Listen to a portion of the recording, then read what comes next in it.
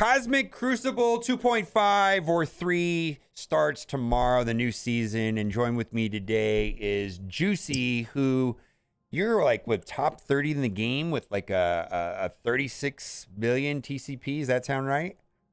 Yes, sir. So you do have to do like 40 million punch-ups and crazy stuff all the time. Yes. All right. So largely the room defenses inside of Cosmic Crucible are kind of cookie cutter, right? Because they kind of forcing us to do certain things, but we've got a couple things that we're going to talk about in the different rooms. Are you ready?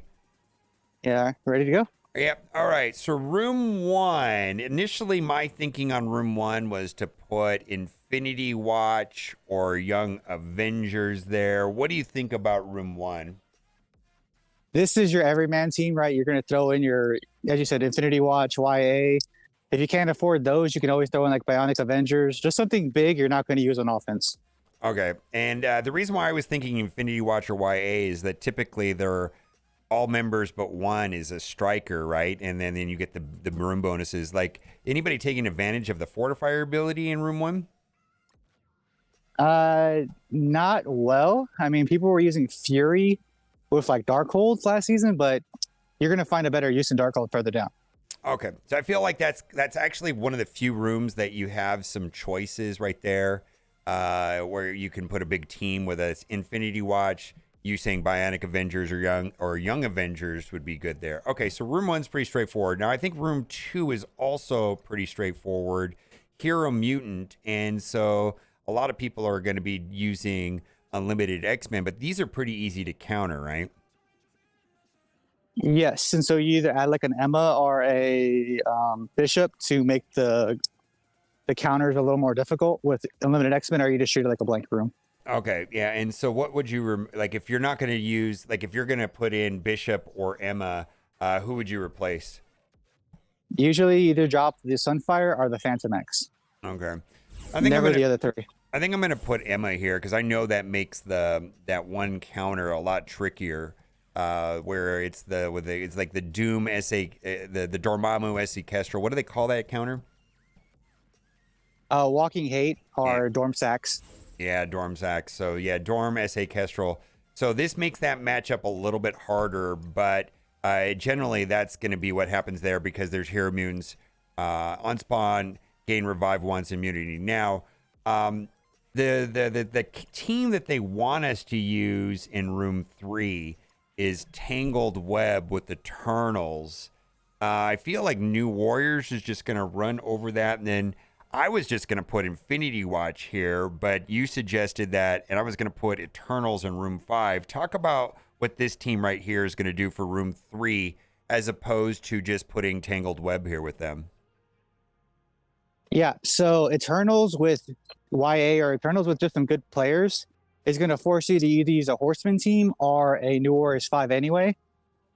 So you're getting the value, right? Because you don't want New Warriors going and blowing up your other teams. Right. So this still allows you, and you still have Tangled on offense, right? So you still get the value of Eternals, and Eternals aren't going to be as strong this season. You're just getting more value with them being on defense with that revive and immunity on spawn. Yeah, because Tangled on offense is very strong.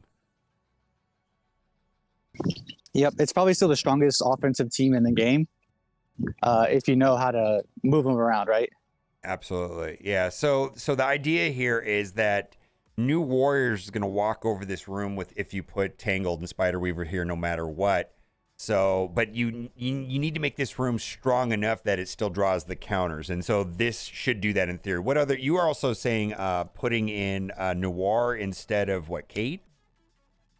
Yes, to give Icarus the extra damage. Okay.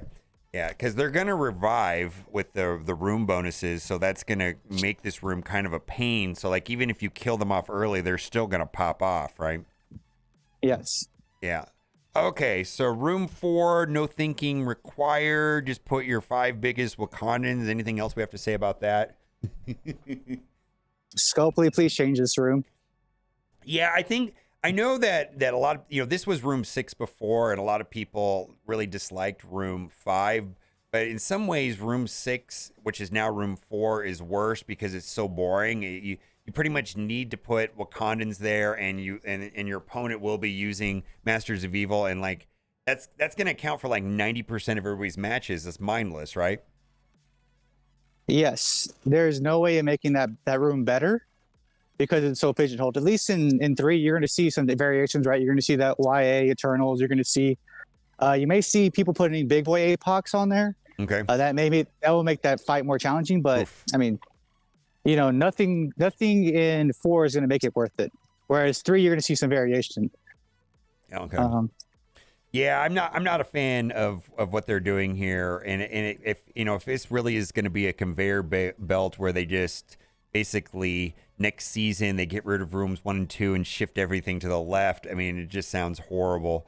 All right, let's talk about room 5, and I think there's a lot of things you can do. This was there was a similar bonus, correct, in Cosmic Crucible 32 where special abilities cost 2 more. And ultimate abilities cost 3, and the enemy dies. All allied characters gain 1 ability energy. And I know for that room in 32, I ran Darkhold Dormammu or Darkhold Apocalypse. I think I switched around a couple times, but what are you going to do here in room 5? I'm going to run some variant of Darkhold, right? So you can either use Darkhold Quicksilver, Darkhold APOC, Darkhold or Dormhold, or just straight Darkhold with Emma. Mm-hmm. And then on the flip side, to counter this, part of it's kind of like hide the toaster. It's hide the Doom. So Doom is a big offensive weapon against this room because you can just kind of, as long as you protect him, he'll blow up most of the teams you put in here that are not Darkhold. Yeah, that's going to be fun. So, yeah, there's Doom on offense, and there's going to be a lot of offensive tools, and then even Tangled can probably do something on this if they had to. Yeah, what if someone didn't want to commit and put like Darkhold here, and they wanted to be more, aggressive on offense and a little bit more passive on defense? What would be your second choice for this room? Infinity Watch can be annoying because they go with their ults instead, which is actually more dangerous. YA can be okay. Anything with Doom on, I like Doom on offense, but I've seen Doom teams that are kind of tricky. Yeah, Doom on this team really gave me a hard time in the season 32. I remember Doom being really annoying there instead of Scarlet Witch. Lots of fun. All right, and then back to pigeonholed rooms. This is kind of garbage. Well, I mean, there is some variety here, right? I mean, we looked at what U.S. Agent. He doesn't really do a lot for the team because a lot of his bonuses are inside of Raid. Captain America is military, so she will boost Winter Soldier and Captain America. But you brought up another option. What would be that other option?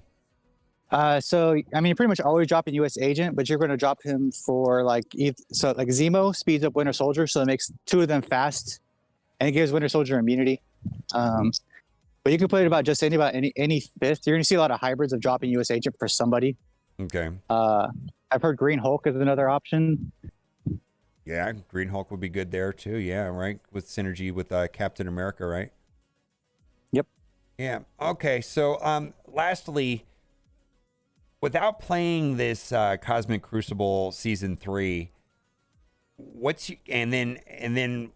before I answer that, what was your experience with Cosmic Crucible 32? Did you like the room bonuses? And then how do you feel about these room bonuses for season 3? 32 is massively better. I mean, there's no comparison. I mean, the amount of people watching on Twitch, watching the fights every night was a lot higher than your typical week. My only complaint about the rule of 32 was the timing, right? It was Mother's Day weekend, and it was also the end of the season. They should have done it at the end of the season, not the start of the season. Yeah, and they should have started it on a Monday because a lot of people didn't even know it started on Friday or whatever, and it was like confusing. But if it would have just started like normally on a Monday and then just ran 2 extra days, that would be fine. I also think that they could do random room bonuses with like a dartboard. Throw a dart, skill character, throw a dart, military character, throw a dart, give them this. You know what I mean? And change the rooms up every 4 weeks, and that would be infinitely better than what we have now if it was just even like randomized in some way. Yeah, or they could at least do it something where if they know what they want in the room, they just need to. So let's be real. Number 5, they really want Darkhold to be in here. or they really want nowhere to be in here. That's fine. Like this is a good example of how you should do that, right? Right. Adding 5 ults, adding 2 energy to the ult, and then taking 2 away from the special. Not like room 3 and 4, which is too pigeonholed to really make it any it takes away too many variations. Yeah. Okay. Or at least in 5, you could throw something else in there and it's fine. Yeah. So you are the Cosmic Crucible expert. I will put a link to your Twitch TV link in the description. Anything you want to say before we go? Good luck to everyone out there, and be ready for 2.5. 2.5. Bye for now.